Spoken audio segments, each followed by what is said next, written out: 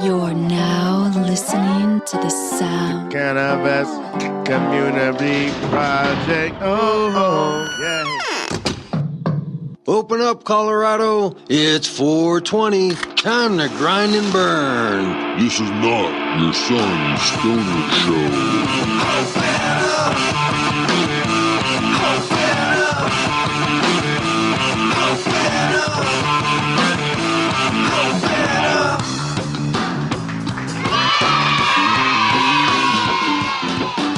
Welcome to the Grind and Burn, a podcast from the Cannabis Community Project, broadcasting live from the Dank Studios at 3835 Elm Street in Denver, Colorado. We are the first media show to bring businesses to cannabis.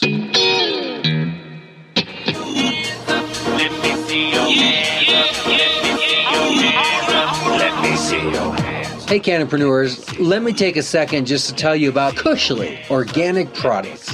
Their company puts out products that are used in hospitals, healthcare facilities, clinics, and homes throughout the United States and beyond. So Cushly has invented this very unique product that works like none other. I use it myself, and many of my close friends and family use it. What it does is it eliminates odor. It doesn't mask it. It's not a perfume. It's not a cologne. It eliminates it. And it's organic and it's non-toxic. And Cushly is one of the best. www.cushly.com. Also find them on Facebook and other social media under the same name, Cushly Organic Products.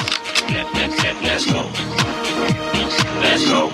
2, 1. Hey, Cannapreneurs, how is it going? Welcome to a very special blossom to the Cannabis Community Project on a day like no other. The time you are listening to this, I am thoroughly in party mode. It's my birthday. Raise your hands up in the air. Birthday like you just don't care. Thank you very much preemptively for all of your birthday wishes in the what I imagine to be mounds and mounds of FedEx, UPS, USPS, mailing letters, cards, emails. I'm sure the nation will be in celebration today as June 19th is celebrated as the birthday of your own brainstorm. Hey, happy birthdays. Happy birthdays. Thank you for free sound. Happy birthday! Happy birthday. You're old. Get drunk. Happy birthday to you. Happy birthday to you. Happy birthday to you. Happy birthday to you.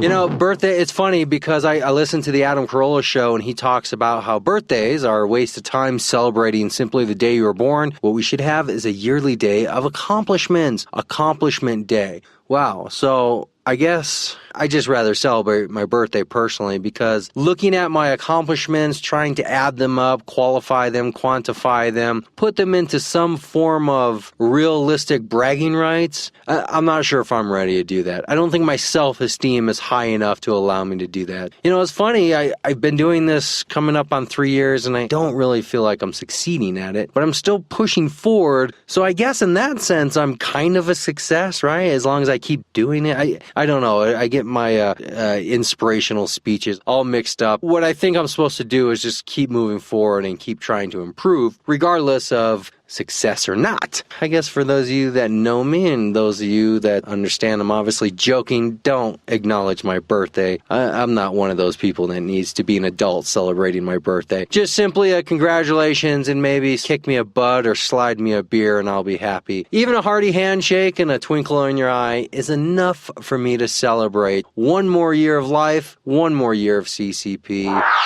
I don't need to put on an event, at least not for a birthday. I mean, I'd love to do events, right? Matter of fact, I am doing more events. I'm going to be involved in more events. I just came from an event last weekend, Hemping in the Mountains. Who was there with me?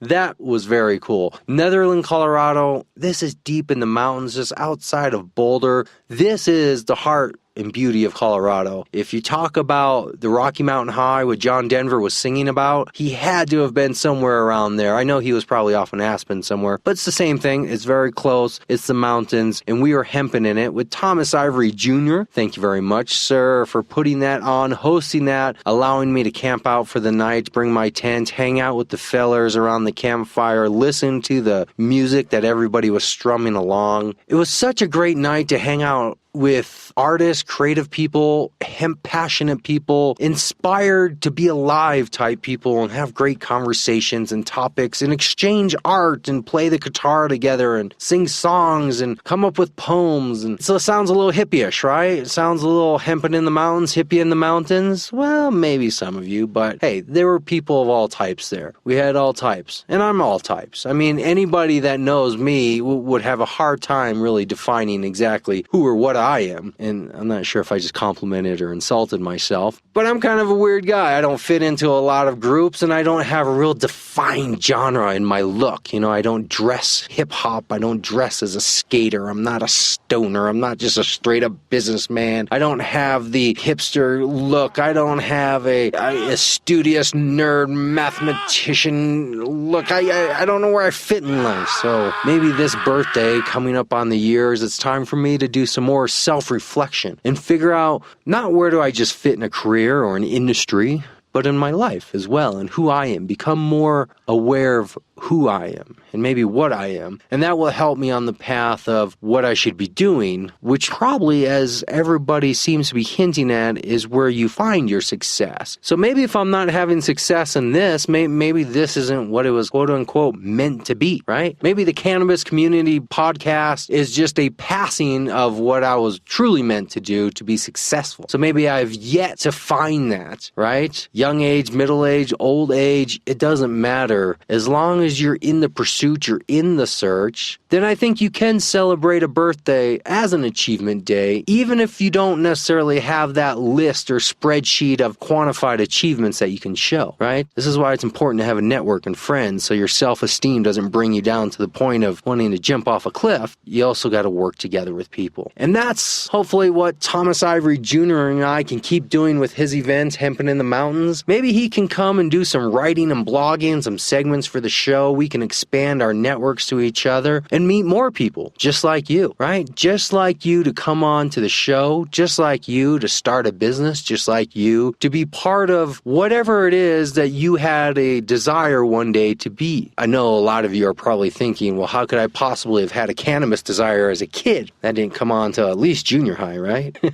It's not about cannabis, folks. It's not about cannabis. Cannabis is the catalyst. Cannabis is what we use. It's the symbol, right? But it's not really about cannabis. Cannabis just symbolizes something else. And I'm not going to explain it for you. I'm not going to spell it out, because that is the journey we're supposed to be on. And maybe if we had this understanding that was passed down through our parents, instead of just a standard finish school, go to college, get a job, pay your mortgage, make sure your kids follow that same path, maybe we would have more happiness. Maybe things like the tragedy in Orlando could be averted, because deep down, you have to be a pretty disturbed person for whatever motives you claim it to be, to take another person's life. Disturbed whether you're so psychotic you don't know what you're doing, or disturbed where you're just so emotionally dark you indulge in it. Either way, these are some dark times with some dark souls walking around out there. And I'm not here to interject my political feelings. I'm not here to talk about guns, thumbs up, or guns, thumbs down. I'm not here to talk about whether this was about terrorism or homosexuality. That's not what I'm here to talk about. It's not what my show's about. That's not what I'm about. And I'm not sure where that conversation even takes us to really better society. And it really seems like mainstream media has that conversation covered pretty well. So here on the CCP, why don't we look at tragedies like Orlando as a way to re-examine our own lives and those around us, and ask the question, do we know our neighbors And what are we doing to help our neighbors thrive in our society and our community so they can find their own happiness? So when they celebrate a birthday, they can have something to look back on and say, here's some achievements, here's some friends, here's a life I've built for myself. Rather than year after year grinding into these dark thoughts that people get up in and into these ideologies and get into these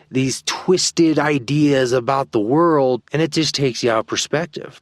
Now, is it as simple as just saying maybe this dude should smoke a joint and chill? Absolutely not. But it's saying smoking a joint and chilling is symbolic to really what we should be doing anyways as a society. Because when you have a society where the attitude is, hey bud, whoever you want to be it. Whatever you want to do it. Let's just smoke a joint and chill. And we can talk about it and have a few laughs. If that's the society we live in, how could we possibly breed violence? And it's not just Orlando or any other incident. It's not about just drug war in general, like what's happening in Mexico with the violence in other parts of the world. It's a whole shift in attitude. And it's not a hippie attitude, but it does involve cannabis. Who are you going to be? Who are you going to be? So don't just listen to this show for shits and giggles and laughs, joking and smoking. Don't just listen to find some new people that you can reach out to and expand your network. Don't just use it as a way to just say you listen to cannabis shows. Use it as a way to change your life and the lives of those around you, using cannabis as a catalyst, a symbolic gesture of where we should be striving towards. That's all I have to say on the matter. Grinding and burning cannabis.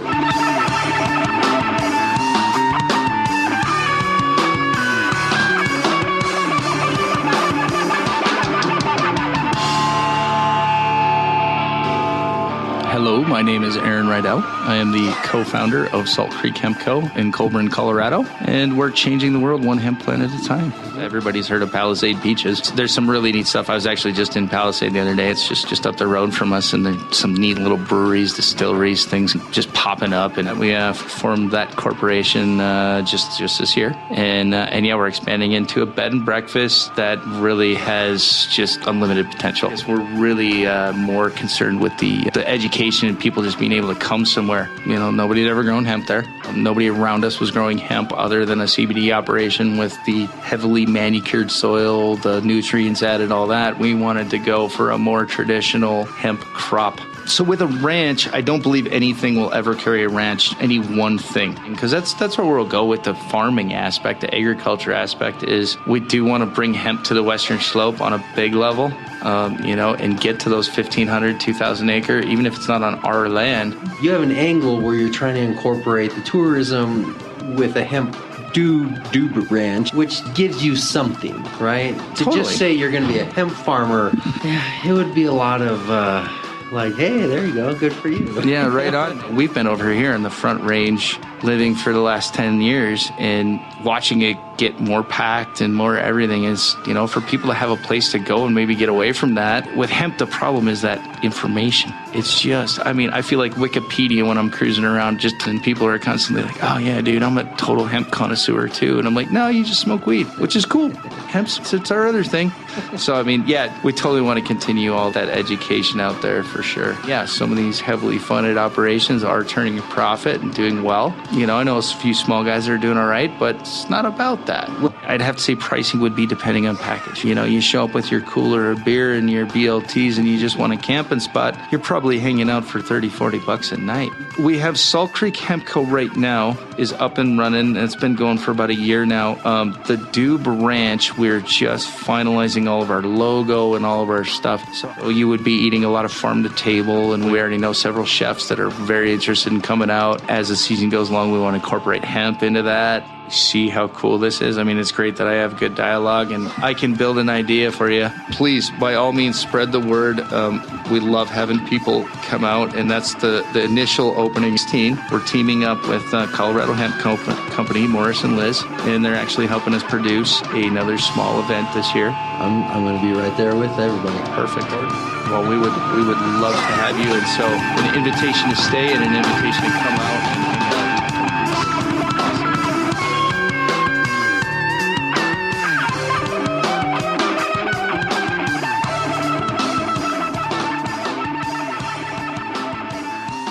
Hey, Cannapreneurs! Are you inspired by the stories you hear? Maybe it's time for you to tell your own story. Do it right here on this show, CannabisCommunityProject.com, or email me personally, brainstorm at CannabisCommunityProject.com.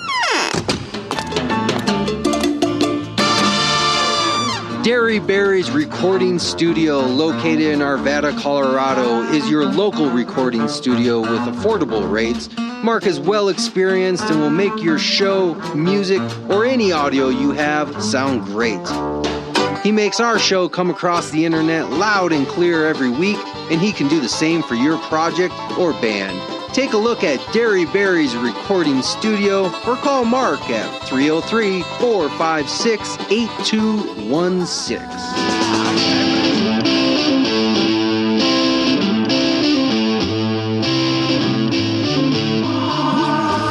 Well, good afternoon, everybody. My name is David Bush. I'm the president of the Industrial Hemp Research Foundation, and I'd like to welcome you to the very first fundraising activity that the IHRF has put on. We're at the Greenhouse in Denver, and we have a lot of interesting things going on today. We have several speakers on the general topic of industrial hemp on the cutting edge in Colorado. So we have people talking about some of the newest developments and most recent happenings in the industrial hemp industry. We have some demonstrations going on for hemp fiber, hemp building materials. We have some people who are in the industry selling consumer products. They're here today to sell some of their products and show them off. And we also have a very interesting silent auction that features a lot of hemp-related products as well as some other things. While they're at it, we also have some good refreshments, and I think we're just going to have a very good time networking with one another and learning more about the hemp industry. My name is Rick Trojan. I'm one of the owners of Colorado Cultivars, which is a hemp farm here in Eaton, Colorado. We grew 300 acres last year. We're going to grow about between 1,500 and 2,500 this year. We have a retail CBD line called Moonrise Extracts, where we sell organic CBD tinctures, capsules, and honey. And then we do bulk CBD sales as well. And then I have a project called the Hemp Road Trip, where we would go across the country promoting hemp businesses, and trying to pass the Industrial Hemp Farming Act. Ooh, that would be cool to take a video camera along with.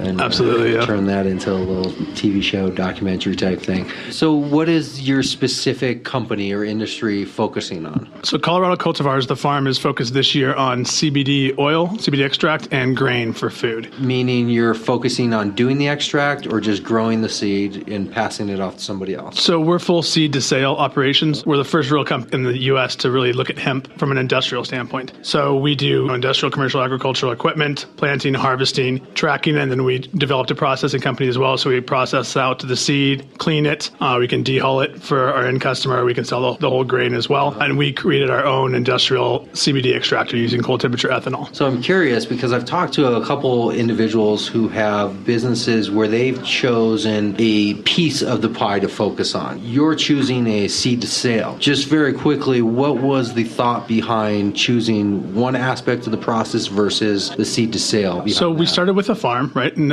at 300 acres, right, you have to look at it. It's a different animal than at 30 acres or 50 acres or even 100 acres. There wasn't really processing that could process. There wasn't processing around that could process at that capacity. So we had to develop our own. There wasn't really a regular or a testing infrastructure that was sufficient. So we had to develop our own sister testing company as well. So we essentially developed 3 companies: Colorado Cultivars, Stage 1 Processing, and then Apex Testing. So just as a function of necessity, had to bring all of that in-house. Because it wasn't in the It wasn't available, so yep. Do it. Are you growing seed for oil? We are not. You're not. You're growing stock. We're growing seed for planting, right? Viable seed for planting, and then we're growing seed for grain, for cereal, for food products. So we just signed a contract with Evo Hemp. They're going to be in partnership with us, the first food manufacturer in America, American food manufacturer, to offer a domestic hemp-based product in over 80 years. So they have their hemp snacks and their flavored seasoned hemp seeds are all our hemp. They're domestic hemp from Colorado. And by domestic, meaning we're growing it here, processing it here, we're selling it here. Exactly. Are you going to be able to get into a Costco eventually, or is this going to always be a local small business website sale? I mean, the strategy moving forward, obviously, we'd like to get into that, but to get to that volume, you got to be doing tens of thousands of acres. We're obviously not there yet. We won't be there this year. Last year, from 300 going to either 5 or almost 10 times that this year, it's a big jump. Really, the bottleneck is in processing, right? Is the capacity that processors can handle. As we develop our processing technology and capabilities, other processors will also come online. If we can utilize their services, we can really expand the cultivation, the number of acres we're cultivating. So we'd be able to compete with Manitoba Harvest and those guys. But they're growing hundreds of thousands of acres up in Canada. Massive. We're a ways off. What is the acquisition of land? Are you buying up land? Are you leasing land? So we do a couple of different models. We're pretty flexible when it comes to it. We either partner with farmers and they can, we'll provide them with seed. They can either farm it or we can farm it for them, depending on where they're at and what they need. Or they can farm it and then we would just simply, give them a revenue stream on the back end. So we don't necessarily buy land. We don't make that capital investment. The partnership, the farmers that are in our company right now, they already own the land that we farm on, but they're part of our company as well. We have a really good team around us. So the infrastructure is the farmers in place. They sell to you or you own it and then you pay them a royalty? It depends on the particular model. With the farmer group that we did for the 300 acres last year, they own the land, they farmed the land. They're all part of our company. Our company owned the products from that land and from that processing, right? The farmers would process, they own the processing, they own all the equipment, they own the processing entity. Moving forward, we're working with farmers kind of in an affiliate program. We would provide them with the seed to plant, and then in exchange, they would farm the land, and at the end of the day, we would buy back products from them at a certain set price. And how are you doing the processing? Are you building plants? Are you, again, leasing? Are you using the infrastructure already in place? We have a 20,000 square foot warehouse up near the farmer process that we use as our processing center now. Moving forward, we're going to need to expand that and find another location, probably next year, once we start doing larger and larger amounts. We're going to be at capacity this year with the 2,000 acres we're going to be planting. So next year, we'll probably need to expand or find either a third party to work with or expand and invest that capital expenditure into the assets and into the land. Yeah. I mean, I know for farming, 2,000 is probably like, wow, but for hemp, it's huge. Yeah. Right? It's huge. For like we were in Iowa at the hemp road trip and, they said 300 acres that, they're like, oh, we can maybe try a plot of land of maybe 5,000 acres. And to me, I'm like, for hemp, I mean, I think it's going to be we were the largest single hemp farm in the U.S. last year based on acres cultivated. And I believe we're going to be at least in the top 5 or 10 this year. And this is all outdoor farming? All outdoor. Is it flood watering? What's the method? Last year was pivot and a little bit of dry farming. Pivot, and we're going to be doing drip on some of the CBD only fields. What does pivot mean? Pivots, you see those large sprinklers that kind of on those wheelies that kind of go around. That's a pivot. They do section by section and then just a circular section essentially would be an entire pivot. And then dry farming is just rainfall? Yep. No irrigation, no artificial water at all, just rainfall. And what was the other one you said? And then this year we're going to be doing some drip tape. So there's flood irrigation. Drip tape is like what they do a lot with like wine. They'll do a lot of the vineyards. We'll use drip tape. Small hose running. Yep, small hose and then just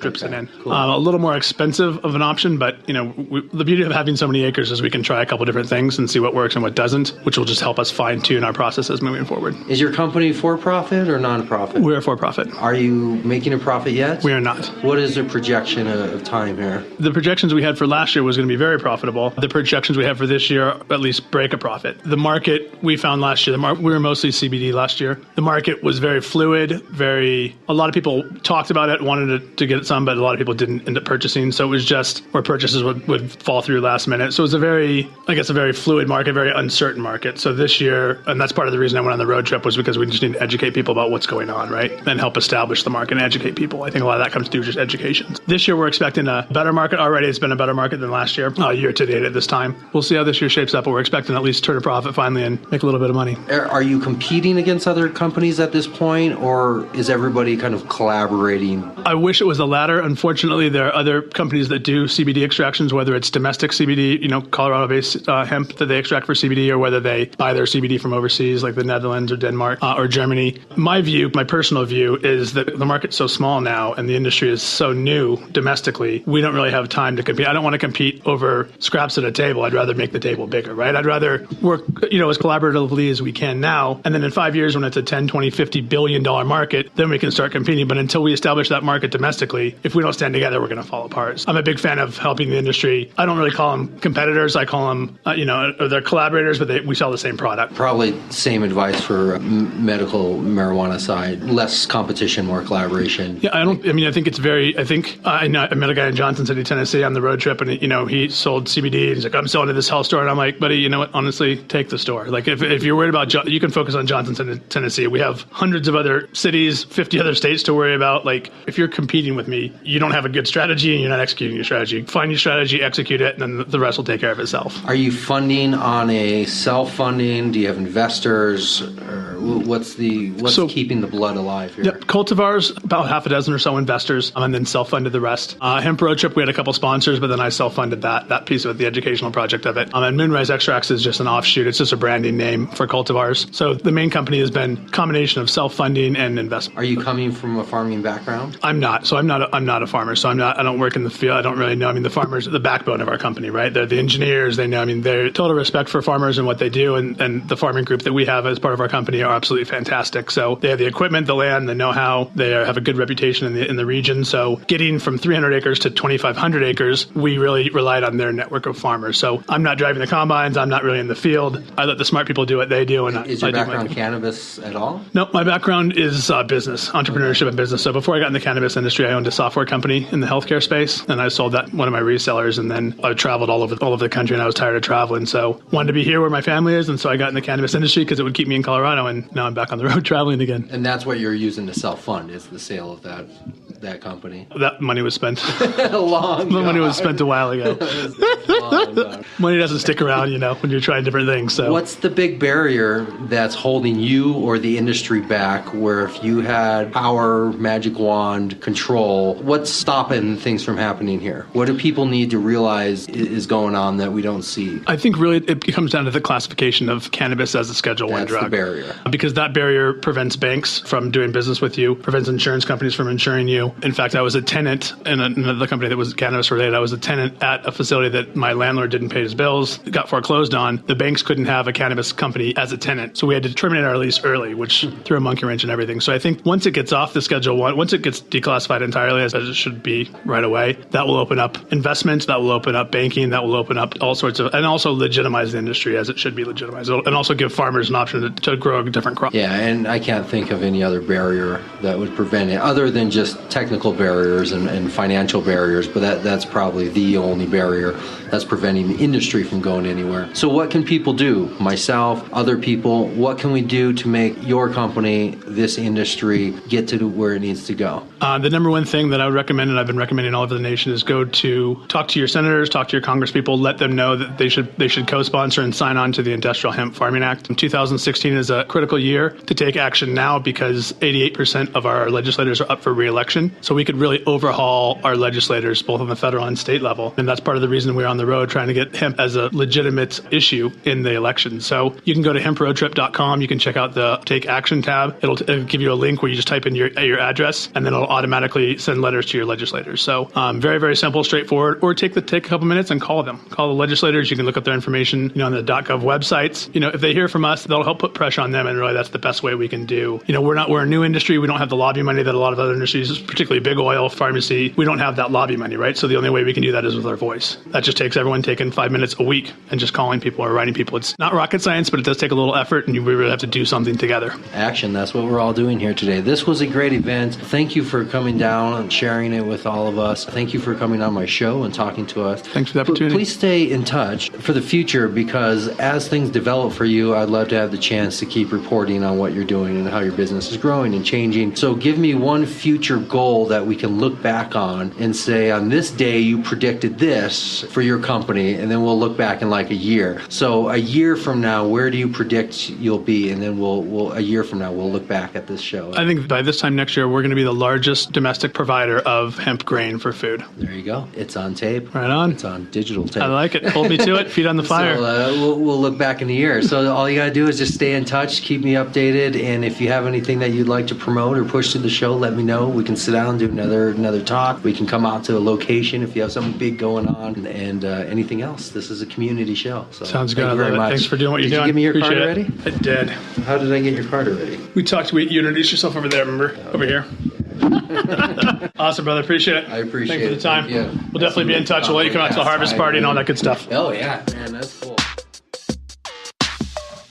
I think Willie Nelson should be president. Oh, yeah. Man, I doubt it. How about this? Listen to this. Here's what I'm willing to do. Oh, interesting. Right. Okay. No, we're not going to do that. And so it's come to be that the tools that paved our history seem to be their lies and selfish greed, and selling fear was key to protect an industry, stopping anyone from questioning when all for one means all for one. No room for we in this underworld democracy when all for one means none for all. Oh, can't you see this hypocrisy belongs to you and me, you and me.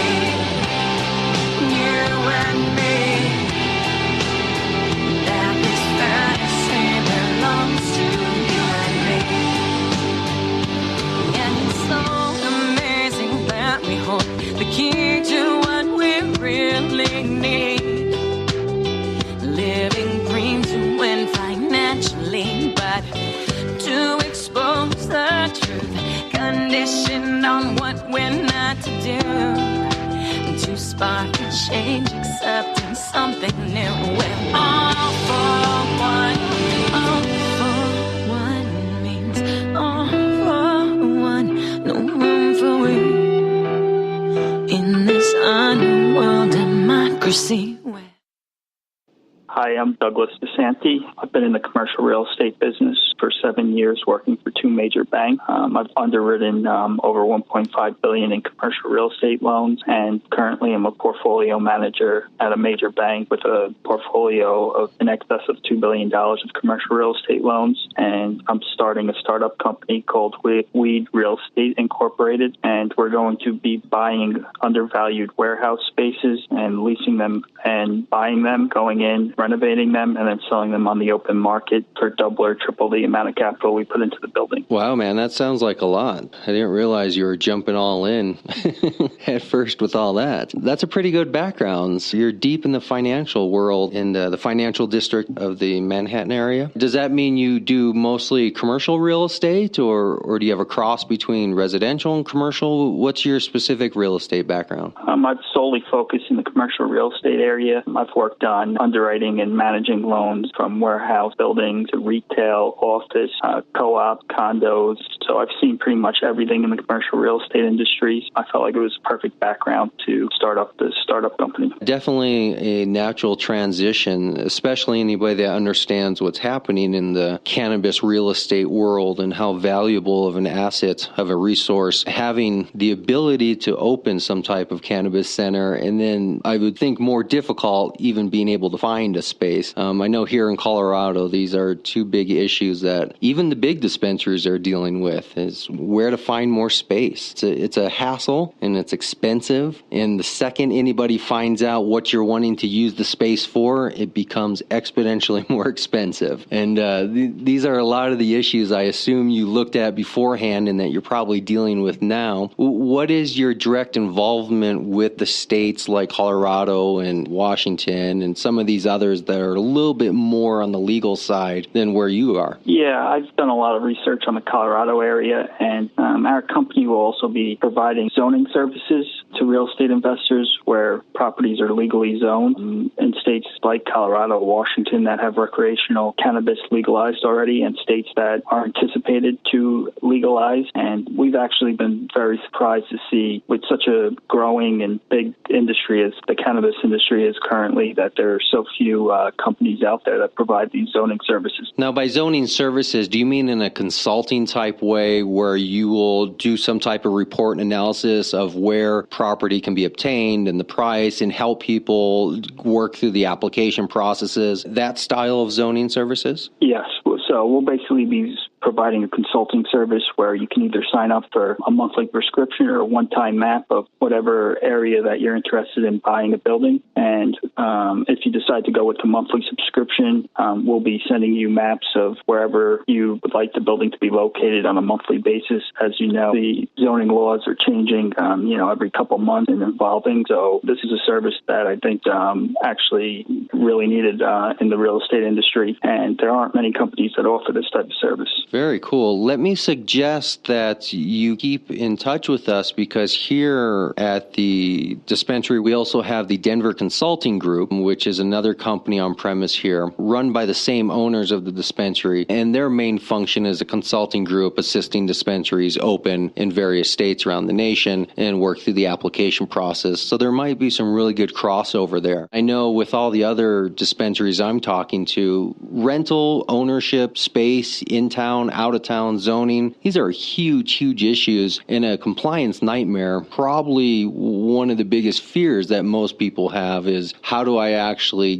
grow and find land, or how do I not have my landlord price me out of business because he knows what business I'm in and now he's charging me $10,000 for what used to be $1,000 a month type situation. There's a lot of issues to deal with real estate. What is your angle to kind of take on the market to make it as easy as possible for people like dispensaries or other type businesses to start interacting with you? Well, we're holding a media campaign right now where we've reached out to several investors that are interested in the company, several dispensary owners and real estate owners who are interested in our services. And a lot of the interest actually comes from states that are anticipating legalization, and real estate investors looking for space in those states where they can get in there early and get a leg up on the competition. For example, a state like Florida, which will be on the ballot in November, is anticipated to legalize medical cannabis for the first time. We've had a lot of interest in that state regarding trying to obtain warehouse and dispensary areas that will be properly zoned. We've had a media outreach going on for the last month, in contact with a bunch of investors who are very interested in joining the company. And we plan on holding a crowdfunding event over the next month or two, I would say, at startengine.com, where we'll be selling shares of the company for investors, which will be priced at 2 cents a share. And, they can get in at the ground level of a cannabis company that should grow at a pretty quick rate. Very cool. Yes, we are familiar with Start Engine. Not too long ago, about a month, maybe 2 months ago, we had MedX on the show, and I believe they used the same website for their crowdfunding, raised a couple $1 million. They have a pesticide, a non-toxic organic type application. I think it was 2.5 or something. Last time I checked, which was over a month ago, they were very successful using Start Engine, and I think their pricing was very similar. I believe it was just pennies per share type setup. Yeah, I actually did some research on them. They're the first cannabis company to launch on a crowdfunding website, which you are 100% correct, on startengine.com. And we anticipate probably, most likely, being the second cannabis company to launch on Start Engine. As Reg A Plus Tier 2 approval we received from the SEC, which is a new piece of legislation that was just approved in 2015, which allows accredited and non-accredited investors to invest in companies like this, which used to not be the case, where it had to be accredited investors. So now this gives everyone an opportunity to invest in a startup company like Weed Real Estate, have the opportunity to grow and expand with us right from the beginning. Now, what is the money needed for? That's a great question. So basically, to get to this point, it's been a very lengthy process with the SEC due to the industry I'll be operating in. But after about a year of submissions to the SEC, going back and forth, I received approval. I put in about $70,000 to $75,000 of my own capital with no loans against the company. So the company currently has no debt against its books, as well as the $1 million that I'm looking to raise, since I'm fortunate enough to work in the banking industry, and I'll be providing zoning maps to real estate investors. I've specifically located mortgages that are in trouble due to numerous reasons. that are currently owned that can be purchased for about $200,000, $250,000. These are very large warehouse buildings zoned properly in states that are anticipated to get legalization in November. And with that $1 million I raise, I will go in there, buy that mortgage off the borrower, go in and through my real estate connections, through construction projects I've worked on, do the necessary construction to make it ideal for cannabis growers, which I anticipate being about $200,000 to $250,000. And this will be about a 6-month process. So I'll be infusing about from the purchase price to the renovations about $500,000 to $600,000 in the first building, and then I plan on selling that upwards of $1.2 to $1.5 million for substantial gains. Investors won't have to worry about after the initial raise of needing more capital to expand the company, because based on that initial investment and the sale of that first building, I'll be able to use that capital to rapidly expand the business. I really like speaking to people who are professionals and well experienced and put a lot of thought into this, because most of the time I'm dealing with entrepreneurs who are just like, yeah, we need some money and we're gonna be big. And when you ask them a few questions, they don't have any answers. And it's very refreshing to hear you have this very well thought out and broken down. And obviously your experience of years is coming through. You're the real deal. And hopefully this is going to be something that will be very successful, because regardless of whether I invest or anybody else invests, we need just more companies to be successful in cannabis so the overall industry and infrastructure can be built up. One question I had about the draw of investors. Are they coming to this speculating that the price of real estate for these zoned areas of cannabis is going to be so astronomical that you can do nothing but make money? Is that the initial draw? It's kind of what I was hinting on earlier. What's happening here in Colorado is as soon as your landlord or whoever's leasing your building finds out what your business is, the rent all of a sudden doubles, triples, quadruples. Is that the draw of the investment here? That's a great question. Again, my vision and goal for the company, when I hopefully am able to successfully raise the funds, is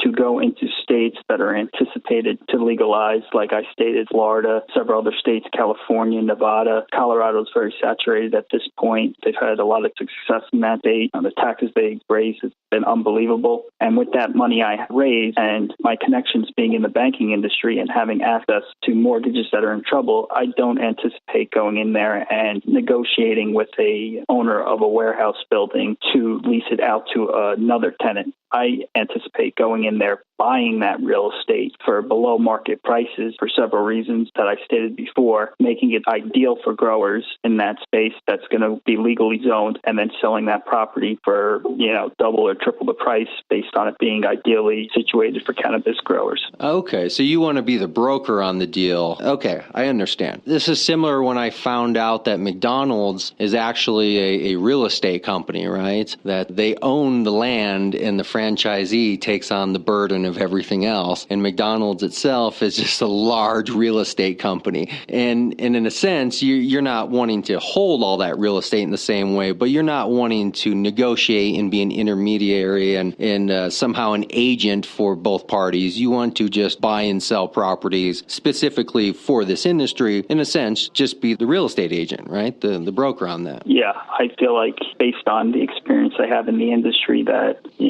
I bring the perfect skill set to the table to execute this plan. I've done it with other buildings before, and with the cannabis industry just, growing and hopefully with more legalization, the opportunity to, buy some of these undervalued warehouse property, make them ideal for growers, and then put them on the market at premium prices is where the real money is to be made. Is there a way to somehow quantify the entirety of potentially cannabis zone land in the U.S. that could exist, to somehow see what the total potential market capacity is of what each state would allow these zone plots to be, and then somehow do a calculation of what are we looking at in the near future? Are we looking at millions and millions of acres, or are we still looking at just a tiny percentage but a highly concentrated area of each state being utilized? Well, what do you foresee the future? I perceive there's a lot of variables that go into it based on each state. For example, a state like New York, where I'm from, there's a lot more schools here, a lot more areas where properties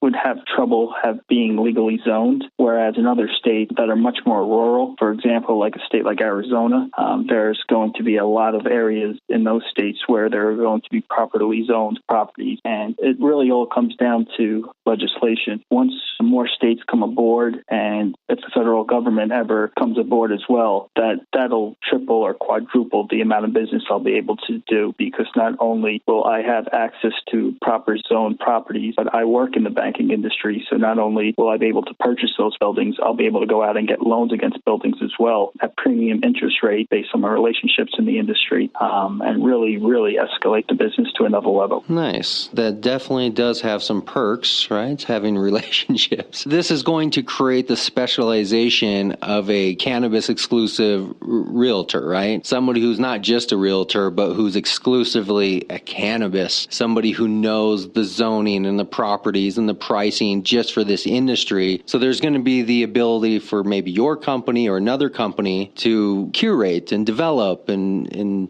be the first to launch this wave of agents into the world who are cannabis specialists. Yeah, I think that it'll definitely open the door to that. And I feel like there's still so much potential in the industry, and such in its infancy stages right now that 3, 4, 5 years from now, where we could be in this industry could be way ahead of where we are right now. And the growth potential projections from many analysts in the industry expect this to be a $20 billion industry in 4 or 5 years, where we're about a $6 billion industry today.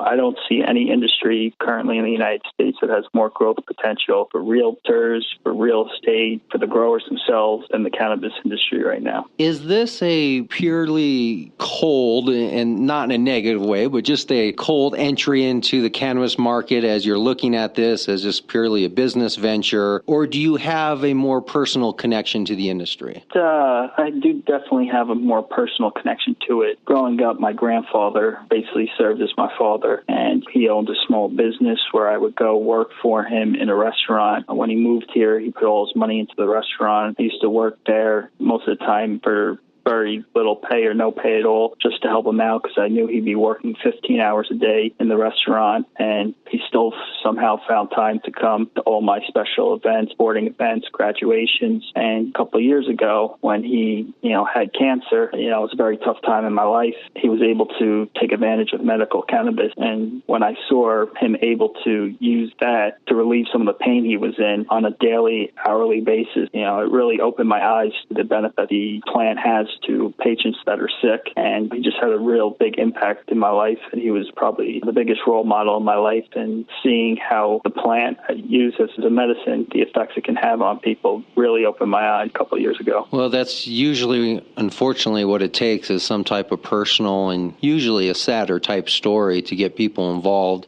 Same with me, same with many people. It's that catch-22 is, how do you get people involved who aren't really in this industry, but how do you get them involved without having to have a tragedy or some type of sad story happen? And unfortunately, maybe it's just by doing everyday business, like a real estate company, and somebody asking you at a networking party, what do you do?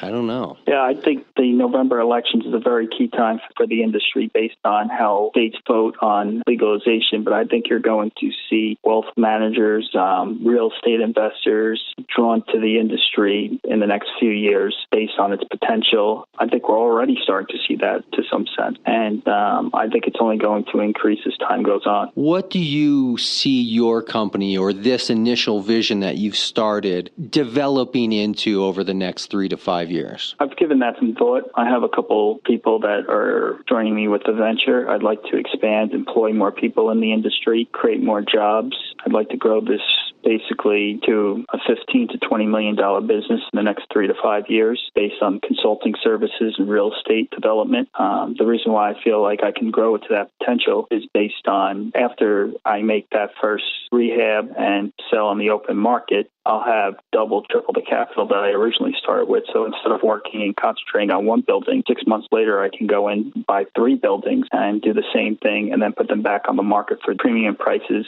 just continue to buy more and more buildings as we are more successful. And I believe that the zoning industry that we'll be covering is, an untapped industry right now where we have a large potential to really grow our consulting side of the business as well. Now, if we took cannabis out of the market, in general, what is the U.S. real estate market doing right now? Is it stagnant? Is it growing? Is it falling? What's the situation? Right now in the real estate industry, if we're talking about, multifamily properties, commercial properties, properties are very, very, very highly valued right now. That's why investing in real estate right now is extremely risky. Cap rates currently are very low, and that's how we determine the value of the building. Can you explain that cap rate? Yeah, sure. So basically, to determine the cap rate, we see what other buildings in the area are being sold for and apply the NOI, which is the net operating income of the building, to the sale price of what the building's being sold for, and determining the cap rate based off that. Buildings are being sold for extremely high prices because rents are extremely high right now. And based on where rents currently are and where the economy currently is, there's just so much higher you can increase rent. So the NOI, the net operating income after the expenses, is basically a big factor in determining the value of the building, obviously, how much revenue is it creating. So I believe, being in the industry, that rents have almost topped out to where landlords can charge people that can actually afford that rent. They're extremely high. People are scrapping together all their money just to basically pay for rent, especially in the New York area. And that's another reason why the cannabis industry is so attractive for real estate investors as well, because a regular warehouse building, if you lease it out to a cannabis grower, you can get $15 to $20 a square foot. You buy a warehouse building and you lease that same warehouse building out to an office building or a supplier, someone that's going to utilize the building in a different way, you're looking at $5 to $6 a square foot. So you're looking at almost triple the square foot that you're going to receive on the properties. Yeah, kind of hitting back to the initial question of what is the draw to the investors. It sounds like it's just a good business move by the math, that if you're in the industry of real estate, whatever side, residential, commercial, it's just more numbers on the cannabis side, right? It's really that simple, and you want someone leading the company that's been in the industry, that's like myself, that's seen hundreds and hundreds of commercial real estate loans, every type of building you can think of. I've structured deals. I've worked on construction projects. I've seen it all, well educated. I have my MBA. I have my degree in finance. So, with my experience in the industry, I feel like I'm perfectly positioned to take advantage of the booming cannabis industry right now, and the real estate market is just really on fire in that industry right now. Do you have any concerns, or have you experienced any negative blowback regarding coworkers, clients, even family? I mean, somebody who comes from a finance world, there's a reputation, right? There's credibility. There's a certain persona that you have to give off to maintain your status as a credible financial guru, advisor, whoever you want to call yourself. Have you noticed or experienced your entrance into the cannabis market at all affecting you in any negative way? That's a great question again. And, when I decided to enter the industry, there's still a perception out there, whether it be from my own family or from friends, coworkers. Unfortunately, and I disagree with, it still has a little bit of a negative opinion about it, whereas, I believe it's a growing industry, a great industry to enter. It has so many benefits to people that need it for medical reasons. CBD oils, the medical benefits of that as well are tremendous. But to your original question, yes, I have seen that people do still have a negative opinion about the industry, and I see that as a shame because you have alcohol, for example, that's legal. No one has a negative opinion about that, and I strongly believe that it's actually much worse for you, alcohol, than the cannabis industry, and I just don't see it as being fair in a sense because alcohol is, in my mind, way, way worse than cannabis. This is one of the times where we actually need to say to investors and kind of the corporate world is, let's leave emotions out of this. Let's just look at the money. And yeah, it's really a shame. You go to a sporting event, you have a guy drink 10 beers, and it makes for an uncomfortable event with them being there with little kids compared to the cannabis industry, where someone won't act the same way as someone that had 10, 12 beers at a baseball game. I really feel that it's not right to the way people look at the industry compared to how people look at alcohol as no big deal. Do you have kids yourself? I don't have kids, but that might be changing soon. But I do have a couple of young cousins that are big meth fans, so I love to bring them to games, and they have a great time. But like I said, you bring little kids to games, and you're surrounded by people that are drinking, and once they start drinking, things get out of control, and it's just unfortunate. Sporting events are definitely not the symbol of the better things of what our society can offer. It's usually bad food, bad drugs, not the greatest people.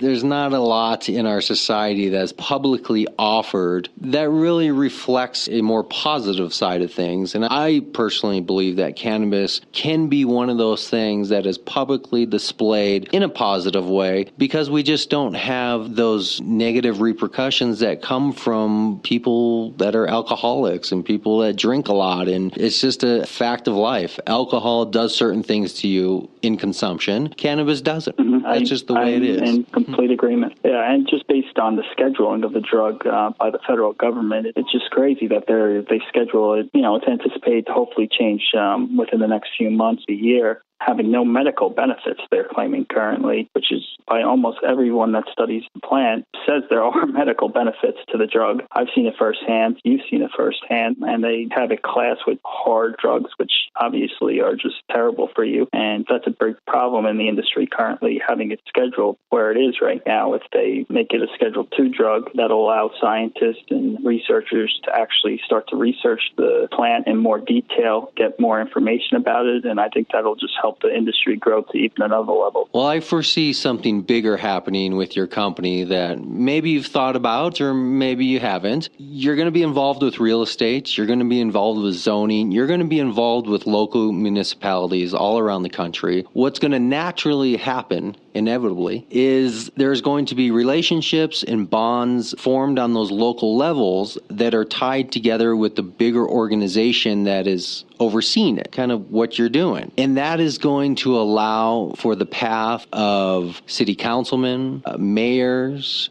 city planners, and all sorts of other people to be influenced through the means of lobbying, through the means of networking, and just simply through the interaction. Municipalities deal with real estate. I mean, that's not the federal government. If you're buying land, you're buying property, you're doing stuff like zoning, this is local business. And what's going to happen is that is going to naturally lead to a political crossover where I think you might find also an avenue to maybe lobby or just be an influencer on some of those key positions that people don't always think about when it comes to election time, right? People don't always think about their local city council and who's on the planning committee and who their local people are that we usually never vote for. But these are going to be the key factors in a business like a national real estate company dealing with cannabis. I completely agree, and all the points you made were spot on. It's extremely important to have people operating companies in the cannabis industry, whether it's real estate, growing, whatever it may be, that are, passionate about it, well thought out, reasons why they believe there's a lot of benefits to it, well-spoken, educated people to bring credibility to the industry. Because once we bring credibility to the industry, like you said, it'll start to influence people, and we may see bigger and bigger changes to the industry on a legalization front by doing that. Yeah, who knows? Maybe 2020 you'll be running for president under the Cannabis Party. I might have to throw my name in the ring. Very cool. Well, this has been very, very informational. I'm a little excited because I think you, just like when I was talking to MedX, I think you really have a potential here to be a big company in the industry and be one of the pillars that pulls this whole industry forward. It takes some very strong people who are good leaders and educated and experienced. And what better topic or background to come from than money, right? I mean, if you have to come from some background, I guess money is probably a good place to come from if you're going to be building businesses. It's about having passionate people in the industry that, really feel and seen the benefits firsthand, like I was saying before, that can really make a difference on the political side of things to really push it forward. That'll really make a difference. And, I have a lot of well thought out positions on the industry by an industry alone, and not even including my business. Just a lot of opinions and opinions that I can back up with facts of why that the cannabis plant should be legalized. And I think we're going to be there in a quicker time frame than most people think. Well, now you have the platform, so anytime you have those opinions, thoughts, things you need to just get off your chest, this is the podcast where you can do that. You don't always need to talk about money or real estate. You're more than welcome to come back on and rant and rave about any specific topics you would like. No, you're not restricted to only talk about business, right? Not everybody is business 100% of the time. So like myself, you may have opinions and topics outside of your specific profession, and you are more than welcome to come back on anytime to do little segments, commentaries. You can write a blog if you'd like, and I'll post that on my blog page. But speaking of people, resources, passionate people, there's probably a few of them who are going to hear this that want to find out more about what you're all about, what you're doing. So let's make sure to get them your contact information, your website, your social media, and I guess most importantly, your crowdfunding campaign site on the Start Engine. What information would you like to give out there for people to connect with you on? Yeah, I'd love to hear from people, whether they're interested in investing in the company or just learning more about the industry itself, the plant, real estate side of things. It doesn't have to just be for people that are looking to invest in the company. The company can be found at www.weedrealestategroup.com. We're active on Twitter. We have a lot of conversations with people on there about the industry at Weed Real Estate, and I can be contacted at 646-481-5251, and I'm always more than happy to speak with anyone that has any questions about the company, whether they want to invest or just if they would like to talk about the industry and what's going on in it right now. Very cool. Well, I appreciate your time this afternoon, and please consider it an open offer to come back, talk more about your company, talk more about real estate, talk more about financing, or just come back on and rant about any other topic you'd like. And I want to keep up on your crowdfunding campaign. As I watch the numbers grow, I'm sure you're going to raise, what was it, $1 million you said? Is that what you're going for? Yeah, the number hasn't been decided yet. I can raise up to $1 million based on SEC approval, but I'd like to keep a tight share structure and make sure the early investors are well taken care of and see big growth in their original investment and the chance they take on me. If I don't need the $1 million to execute on the plan that I need, I'm more than happy to lower that number. So I haven't exactly decided on if I'm going to go up to the entire $1 million, or if I decide that I could use less funds than that, then that's what I'll do. Because being the CEO of a public company, I have to make sure I take care of my shareholders before anything and make sure that they see a return on their investment. And I really appreciate you having me on the show. It's great talking to you about the industry and my company. Excellent. Likewise. Thank you very much, and we'll be in touch again soon. All right. Sounds great. Thanks again.